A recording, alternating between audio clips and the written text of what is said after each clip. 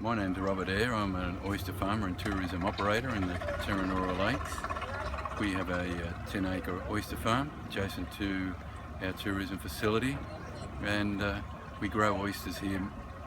All of them are consumed by the visitors, mainly overseas visitors, that come here and experience our product. I really love the oyster farming, the Terranora Lakes, and the spectacular environment that we have here, and are able to try and contribute something to maintain that environment, the bird life, the marine life, as well as try and make a living for myself, my wife, and two children.